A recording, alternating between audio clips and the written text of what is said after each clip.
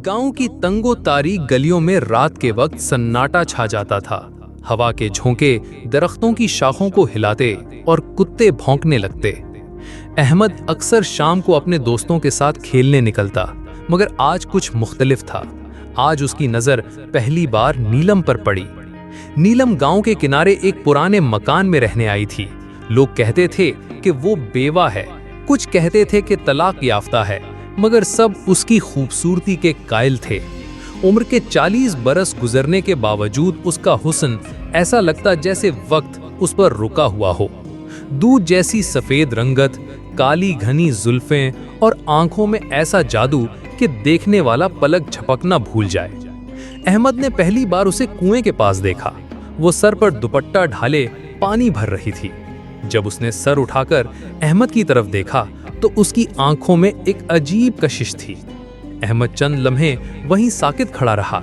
ऐसा लगा जैसे नीलम की आंखों ने उसके दिल पर कोई तिलिस्म फूंक दिया हो।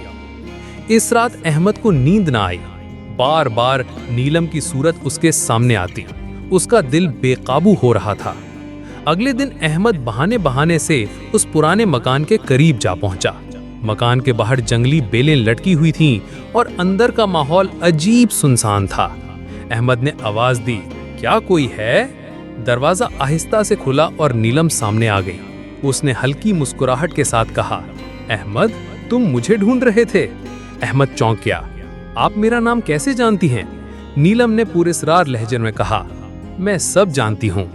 तुम्हारे दिल में क्या है वो भी। अहमद के रोंगटे खड़े हो गए, मगर नीलम की मुस्कुराहट इतनी दिलकश थी कि वो पीछे ना हट सका। नीलम ने उसे अंदर बुलाया। अंदर कमरे में मध्यम रोशनी थी। दीवारों पर पुराने नक्शो निगार बने थे और एक कोने में ऊद की खुशबू जल रही थी। नीलम ने अहमद से कहा, तुम्हें डर लग रहा है? अहमद ने हिम्मत जुटाते हुए कहा, नहीं, बस अजीब सा लग रहा है। नीलम ने धीरे से उसके करीब आकर कहा, ये अजीब सा एहसास ही असल में मोहब्बत की पहली सीढ़ी है। अहमद का दिल तेज धड़कने लगा। नीलम की कुर्बत उस पर नशा तारी कर रही थी, लेकिन इसी लम्हे कमरे में जलती हुई शमा यकदम बुझ गई। ठंडी हवा का झोंका आया और दीवार पर एक साया लहराने लगा। अहमद के चेहरे का रंग उड़ गया। नीलम ने उसका हाथ पकड़ लिया और कहा, डरो मत, ये साया मेरा मुहाफिज है। जब तक तुम मेरे साथ हो कोई तुम्हें नुकसान नहीं पहुंचा सकता। अहमद ने कपकपाती आवाज में कहा, ये सब क्या है? नीलम ने गहरी नजर से उसकी तरफ देखा। वक्त आने पर सब जान जाओगे। अहमद को नीलम के अल्फाज अजीब लगे, मगर उसकी आंखों की कशिश ने उसे खामोश कर दिया। वो कुछ लम्हे साकित खड़ा रहा। फिर नीलम ने उसका हाथ छोड़ा और कुर्सी की तरफ इशारा करते हुए कहा, बैठो अहमद, तुम्हारे दिल में बहुत सवाल हैं, मगर हर जवाब वक्त पर मिलेगा। अहमद ने धड़कते दिल के साथ कुर्सी पर बैठते हुए कहा, लोग आपके बारे में अजीब बातें करते हैं। कहते हैं आपके घर से रात को रोशनी और साए निकलते हैं। नीलम के लबों पर एक पुरस्कार मुस्कुराहट आई। उसने कहा, लोग हमेशा उस चीज से डरते हैं जिसे वो समझ नहीं पाते। अहमद, मैं आम औरत नहीं हूँ, मगर ये भी सच है कि मैं तुम्हें नुकसान नहीं पहुँचाऊंगी। ये सुनकर अहमद का दिल और ज्यादा उलझ गया, मगर उसकी आंखों में एक नशा सा था। उसने फैसला किया कि वो रोज नीलम के पास आएगा। दिन गुजरते गए और अहमद नीलम के साथ घंटों गुजारने लगा। वो उससे बातें करता, उसकी मुस्कुराहट को देखता और हर लम्हा उस पर मजीद फिदा होता। मगर हर बार जब रात आती तो नीलम के घर का माहौल अजीब हो जाता। कभी दरवाजे खुद ब खुद खुल जाते, कभी खिड़कियों से सरगोशियों की आवाज़ आती। एक दिन अहमद ने हिम्मत करके पूछ लिया, ये सब क्या है नीलम? मैं जानता हूँ आप कुछ छुपा रही हैं। नीलम की आंखों में नमी तैर गई। उसने आहिस्ता कहा, मेरे साथ एक साया जुड़ा हुआ है अहमद, एक ऐसा साया जो मेरा है और फिर भी मेरा नहीं। मैं बचपन से इसके हिसार में हूँ।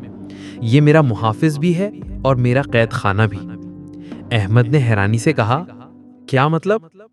नीलम ने गहरी सांस ली और कहा, ये साया असल में एक जिन है जो कई नस्लों से हमारी औरतों के साथ बंधा हुआ है। वो हमें अपनी मलकियत समझता है, इसीलिए मैं शादी के बाद भी ज्यादा देर अपने शौहर के साथ ना रह सकी। वो साया बर्दाश्त नहीं करता कि कोई और मेरे करीब आए। अहमद के जिस्म में झुरझुरी दौड़ गई, मगर उसके दिल में नीलम की मोहब्बत इतनी गहरी हो चुकी थी कि वो पीछे ना हट सका। احمد کے دوستوں اور گاؤں کے لوگوں نے نوٹس کرنا شروع کر دیا کہ وہ اکثر نیلم کے گھر جاتا ہے۔ ایک دن اس کا قریبی دوست رشید بولا، پاگل ہو گیا ہے تو؟ وہ عورت ٹھیک نہیں، لوگ کہتے ہیں اس پر جن کا سایہ ہے۔ احمد نے جھنجھلا کر جواب دیا، مجھے پرواہ نہیں کہ لوگ کیا کہتے ہیں، وہ بری عورت نہیں ہے۔ مگر اندر ہی اندر احمد کا خوف بڑھتا جا رہا تھا۔ کئی بار جب وہ نیلم کے قریب بیٹھا ہوتا تو کمرے کی ہوا اچانک ٹھنڈی ہو جاتی۔ ایک رات تو اس نے خود اپنی آنکھوں سے دیکھا کہ نیلم کے پیچھے دیوار پر ایک سایہ کھڑا ہے، جبکہ کمرے میں روشنی کی کوئی سمت ایسی نہ تھی کہ سایہ پڑے۔ گاؤں کے بزرگوں نے احمد کے گھر والوں کو بھی خبردار کیا۔ احمد کی ماں رو رو کر کہنے لگی، بیٹا اس عورت سے دور رہو، وہ تمہیں برباد کر دے گی۔ مگر احمد نے انکار کر دیا، ماں وہ اکیلی ہے، وہ بری نہیں، میں اسے نہیں چھوڑوں گا۔ اسی دوران گاؤں میں ایک بزرگ عامل کا نام پھیلنے لگا، عامل کریم شاہ۔ کہا جاتا تھا کہ وہ جنات اور آسیب کے علم میں مہارت رکھتا ہے۔ احمد کی ماں اس کے پاس جا پہنچی۔ کریم شاہ نے احمد کو دیکھتے ہی کہا، بیٹا تم ایک آگ کے کھیل میں پڑ گئے ہو۔ جس عورت کے پیچھے تم دیوانے ہوئے ہو وہ حقیقت میں قید ہے، اس پر ایک خبیث جن کا سایہ ہے۔ اگر تم باز نہ آئے تو وہ سایہ تمہیں بھی اپنی لپیٹ میں لے لے گا۔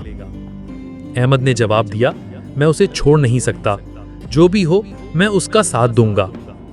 عامل نے خاموشی سے سر جھکا لیا اور کہا، تو پھر تیاری کر لو، تمہیں ایک دن اس سائے کا سامنا کرنا ہی پڑے گا۔ اس رات احمد نیلم کے گھر گیا۔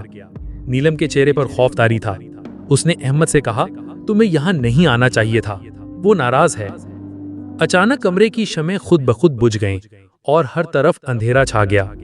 ایک بھاری آواز گونجی، نیلم صرف میری ہے۔ احمد کے پیروں کے نیچے سے زمین کھسک گئی۔ اس نے سائے کو شکل اختیار کرتے دیکھا، سرخ آنکھیں، دھواں سا بدن اور غصے سے لرزتی آواز۔ نیلم چیخ کر بولی، نہیں، احمد کو چھوڑ دو۔ لیکن وہ سایہ احمد کی طرف بڑھا۔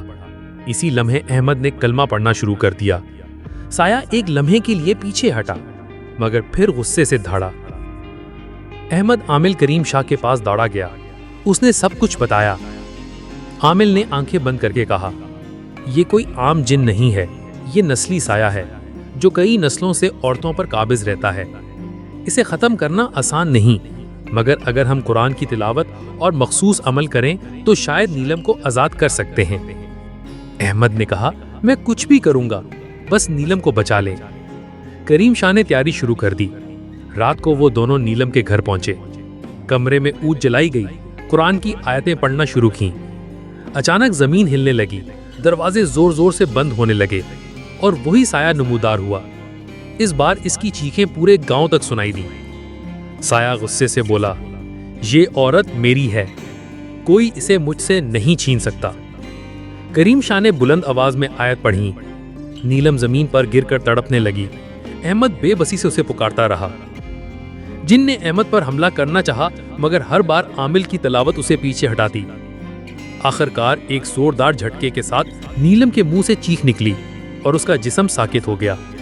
سایہ دھوئیں کی صورت میں لپک کر کھڑکی سے باہر نکل گیا، مگر جاتے جاتے ایک سرد آواز گونجی، یہ کہانی ختم نہیں ہوئی، میں واپس آؤں گا۔ کمرے میں سکون چھا گیا۔ نیلم بے ہوش تھی۔ صبح ہوئی تو نیلم جاگ اٹھی۔ اس کی آنکھوں میں پہلی بار سکون تھا۔ اس نے آہستہ سے کہا، میں آزاد ہوں۔ احمد، تم نے مجھے بچا لیا۔ احمد نے اس کے آنسو پوچھے اور کہا، اب تم اکیلی نہیں ہو۔ گاؤں والے حیران تھے کہ نیلم کے گھر سے پہلی بار کوئی خوفناک آواز نہیں آ رہی تھی۔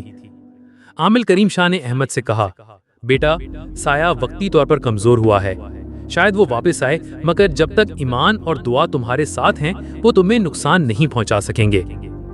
احمد نے نیلم کا ہاتھ تھام لیا۔ دونوں کے چہروں پر خوف کے بعد امید کی روشنی جھلک رہی تھی۔ یہ کہانی اس بات پر ختم ہوتی ہے کہ محبت اور ایمان کی طاقت سب سے بڑی ڈھال ہے۔ احمد اور نیلم کا رشتہ آزمائشوں سے گزرا، مگر انہوں نے سایہ شکست دے کر نئی زندگی کی شروعات کی۔